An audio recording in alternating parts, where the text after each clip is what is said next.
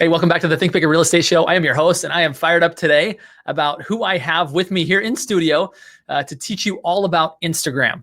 She's dynamic and has done some amazing things in the real estate industry and the bodybuilding industry. Do me a favor, show us your guns real quick. She knew I was going to make it. Look at, check this out. Anyway, so she has built a following both for her business as well as for her bodybuilding career. And so I'll get into introducing her here in just a second. I just want to remind you at thinkbigger.realestate, you can sign up to get notified every time there's like not only a new episode, but anytime at the end of the week where I send out a summary of all the key highlights and action steps. So be sure to go to thinkbigger.realestate to get signed up for that so you don't miss out on amazing stuff like we have today here, Miss Stacey Dearth. So Stacey, first and foremost, thank you for being on the show today. Thank you so much for having me, Justin. Love Stacy. She's fantastic. We get the great privilege of working together here at Old Republic Title. And let me tell you a little bit about her. Former top real estate agent in Arizona. Her actually led a team of 13 agents. Is that right? Yeah, at one point we were 13 deep. Yep. My goodness. So top producing agent. In addition to that, with all of that going on, she's also a mom of two beautiful children. And she has her IFBB Pro card. If you don't know what that means, it's the International Federation of Bodybuilders. And she's a professional, actually training to be back on stage here pretty soon. Hence, I made her do the unsolicited, or the solicited, I should say, bicep flex there. So you can actually follow her on Instagram at that sassy title girl for her title and escrow business. And then also at the muscle mommy. You'll see more about her bodybuilding career. So you'll be able to see that she knows what she's doing. She's a pro in many areas of life. And we're excited today to bring you tips and tricks that you need to be knowing all about Instagram. So I'll just kind of preface it by saying this, that more and more eyeballs are on Instagram, less and less eyeballs are on email. If you as a real estate agent are counting on the fact that people are reading your newsletter, either receiving it in the mail or receiving it in their inbox and that they're consuming it entirely, I think you're missing out. Would you agree? I would absolutely agree.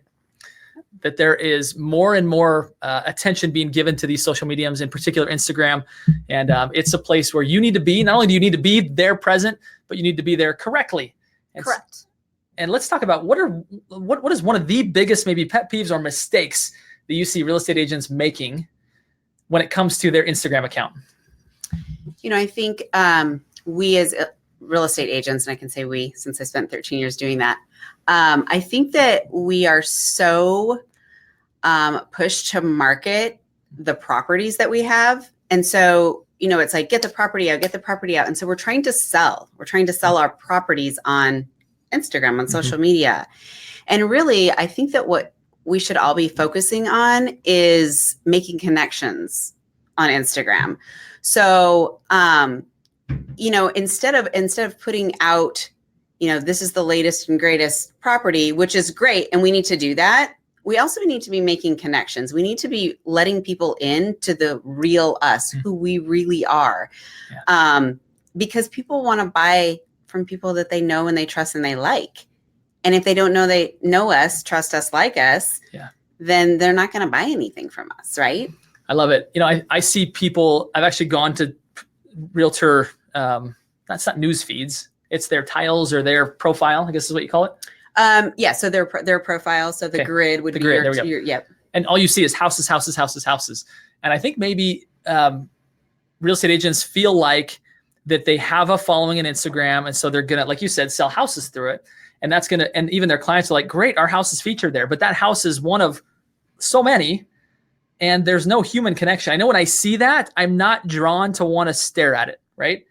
I'm not drawn to want to like scroll through it for very long. Whereas when there's people and there's kind of unique circumstances and settings, that gets interesting, right? Absolutely. I think, you know, you absolutely still need to put your listings out there. I used to like to put my listings kind of on my story and highlight them. That's good.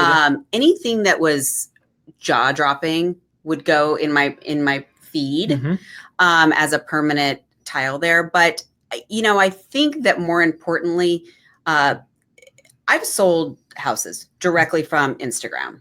I posted a house one time and someone commented, "Oh, do you have anything else in that area?" Yes, as a matter of fact, you know, I can absolutely, didn't know the person, had never met the person. We connected via direct message, got him hooked up with a lender, got him pre-qualified, sold him a house.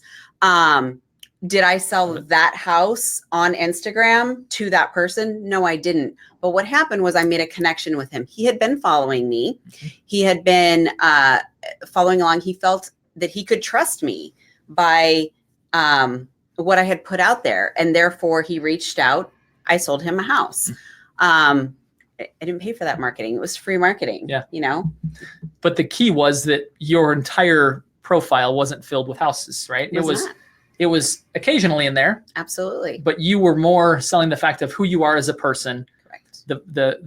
And I think you said it best when you said the biggest mistake that real estate agents make when it comes to Instagram is they're trying to sell as opposed to connect. Correct. If you connect with people, then you can help them, which includes a sale, right? At times. Absolutely. But without the connection, people aren't drawn to you, and you'll have their attention for that long, as opposed to an extended period of time where you can actually then serve them and help them, which is selling, right? I love it. So second tip maybe that you could give us, and it's something that I've seen a weakness in my Instagram game, right? In fact, we just pointed this out. Talk to us a little bit about engagement, why that's so important. You know, I think so many of us, we're so busy and we carve out, 30 minutes of time to do our Instagram. But what's happening is we're posting and we're leaving and we're not engaging with other people. And so many times people will, reach out, and it's happened to me before. I've made a comment on someone's page or about their story and they don't respond back. That doesn't feel very good, right? When you respond back to people, when you engage with them, then they feel like they're making a connection. Once again, we're back to that connection again. And now you have this friendship or whatever it is. But you need to engage with people. You need to respond to them. You need to, if they've written you a question or if they've written a response, respond to them.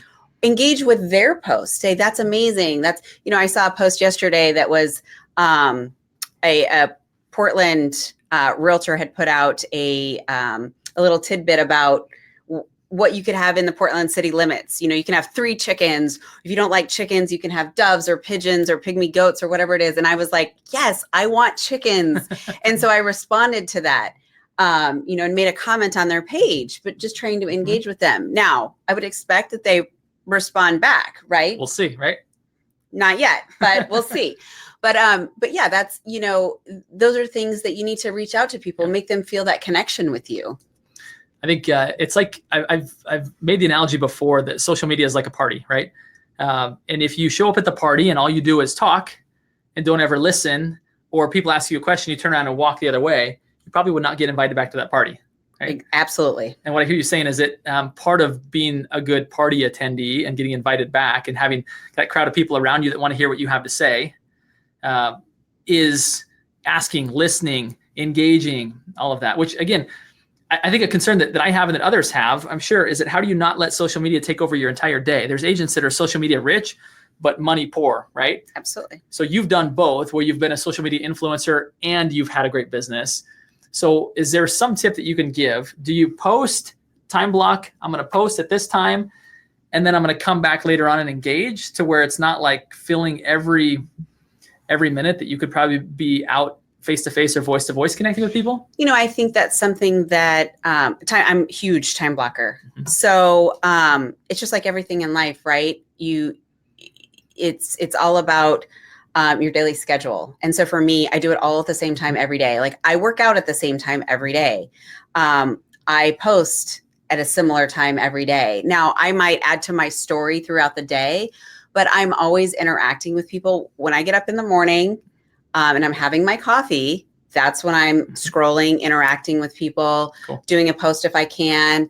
I might do it when I'm eating some lunch. I might do it a little later in the day. But if we can be consistent in when we're doing that, it becomes a regular schedule. It's just like working out. You make an appointment with yourself. Like, I'm going to work out at 4:00 today, and I'm going to get there no matter what. Like, that's an appointment with myself, right? So that's what you have to do with social media, but you need to keep it time blocked. Don't get carried away. We don't need to, read all 608 comments that somebody left on some conversations that they were having about some post, become involved, but not overly involved. Yeah. I love what you said. It's this multitasking time that I would have already spent sitting and enjoying your coffee, for example. You're using that time to scroll. And I think one key thing is, as Stacey's given me advice on how to grow a following, is that I can't just be reactively responding to the people that are reaching out to me. Right? Correct. The people that I want to follow me, I actually need to reach out to them and engage with them, because everyone else is in their own little silos. I'm posting content and I'm responding to the people that respond to me. The only way to grow that silo, and the only way to grow that, is to actually reach out to other people that you genuinely have interest in and genuinely commenting on their stuff, right? Correct. With no ulterior motive, but like, I value what you're doing here. I like what you've said here. Again, it goes back to these genuine relationships, that this is a way to connect with people, not a way to sell to people. Yeah, and I think, genuine, that really hits it. I mean, I see so many times people make comments on my page or others, and it's just this, copy and paste. Yeah. Love your post. Yeah. Love your post. Yeah. What do you love about my post? Yeah. You didn't even look at my post. You know what I mean? Right. So be genuine. Be specific about what you're commenting on or what you're responding to. That's what's going to go far for you. It's not the canned responses or, the heart, XOXO, whatever it is. You need to be genuine. And I think you've really hit the nail on the head there. I love what Stacey shared here today. And they really are, compared to what she knows, kind of very basic tips, right? We hope that this has been kind of at least a good starting point for those of you that are involved in Instagram or have an aspiration to be more so. Here in the Portland market anyway, we're going to be taking Stacey on tour. She's going to be doing Instagram classes in different locations. So stay tuned for that. In the meantime, I'd encourage you to follow her. Again, her handles are at That Sassy Title Girl and at The Muscle Mommy. So go find her there, and you can learn some more advanced stuff just by following her, engaging with her, and genuinely thanking her for the value that she's given. I'll put a little plug in for my own Instagram handles here, since we're in that mode, right? At Justin Stoddart, and then at Think Bigger Real Estate are the two that I'm interested in engaging with people as well. So, and if I'm doing anything right there, like you like what I'm doing, just go ahead and thank her, because it's her fault. You're sweet. You're doing a great job, Justin. See, I'm coachable. I'm coachable. So anyway, it's been a total pleasure having you here today. I'm going to ask you, Stacey, the signature question of the show, which you are a big thinker, right? This big TV back here does not stand for my initials. I'd love to maybe one day be synonymous with thinking big. But you're a big thinker, right? You're doing things. Not only are you doing great things in business, but in your personal life, right? Leading a beautiful family. You're a professional bodybuilder. Like, how does Stacey Dearth continue to not stay content or to not get into kind of small thinking? How do you continue to be a big thinker, to expand your own possibilities? Teach us what you do. I think I'm a learner of life. Like, I love learning. I love learning about anything and everything. I like to read. There are so many people out there that are so much smarter than me that I love to learn from. Podcasts, reading, blogs, whatever it is. But I feel like for me in life, if I can keep learning every day, if I can learn something new every single day and share that with other people, that makes me think bigger. I love it. And what a great platform to do that on, right? Where you can learn from people and then share it to your people. Like, Instagram becomes a great platform to do what you just said helps you be a big thinker. So I'd encourage you to go do what Stacey's teaching us here, right? Is be a big thinker, even leverage Instagram to enact that great advice that she just gave. So thanks everybody again for tuning into this episode. Big thanks to Stacey Dearth. Go follow her, give her some love. Thank her for being pouring so generously into the Think Bigger audience today.